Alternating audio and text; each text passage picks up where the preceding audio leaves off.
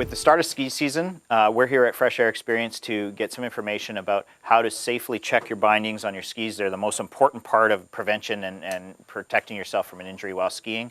And so with me is Johnny White, one of the technicians from Fresh Air, to go over the key things to look at to make sure that you're safe before you ever get to the slopes. So now that we've got the binding and the boot here, the one thing that we really want to check is going to be our interfaces. So we have a DIN sole, we have sliding AFD on our binding. Basically, we don't want any wear or tear on this DIN sole, or minimal, as much as possible, and we want to make sure that our AFD here is sliding freely from side to side. This will make sure that there's not as much friction when you're coming out of the binding. Smoother release is always going to basically make it a lot safer. If you have any grabbing, if you have any snow buildup on your boot, you're not going to come out of the binding properly. You may come out at the wrong time and you may not come out at all. A few other things that's very important to check with our interface here is if I just got a new boot and a new pair of skis, they're not going to go together properly. As you can see, my heel piece isn't going to pop up into the ski. So as a certified technician, the one thing that we really check is we're going to see our boot sole length here on the side, 305 millimeters, and that's different for each size of boot, and each boot company is going to be a little bit different in their measuring. So essentially what I want to do is adjust this binding.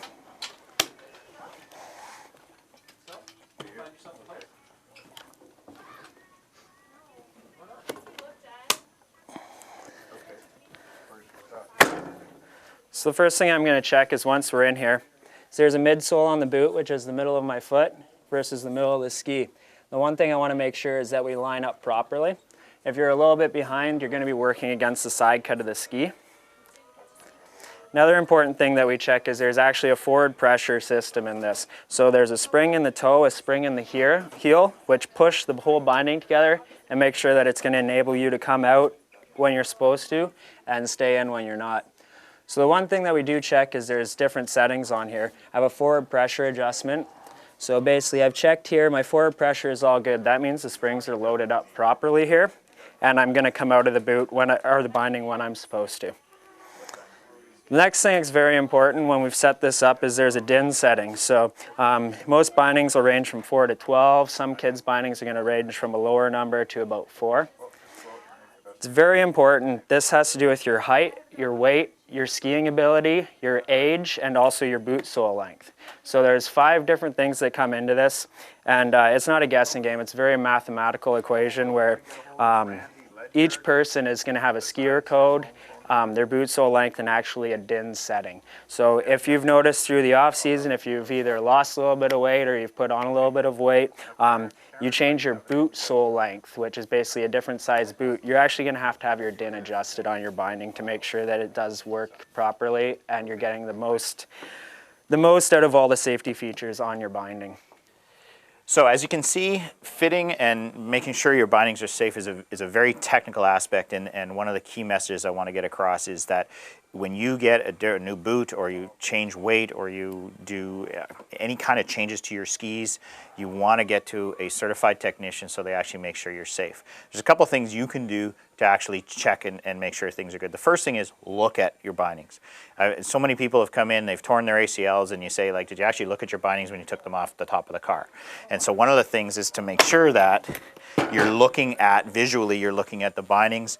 Like Johnny said, the base of the ski, but you're looking to make sure there isn't a snow buildup in here or an ice buildup, that the screws are actually, it's a simple thing to make sure that the screws are just tight, they're snug, so they're not loose, so this binding actually doesn't come off. Making sure simple things like, does your brake work? Right, looking in behind here, make sure this is all clean. And the simplest thing is, if you happen to have an air compressor at home, you can just blow it out and clean it out really well. Make sure there's no grit or grime or anything, because you imagine what a few pieces of sand would do in this toe piece. The reason we have to be so careful with this is how you prevent ACL tears in skiing.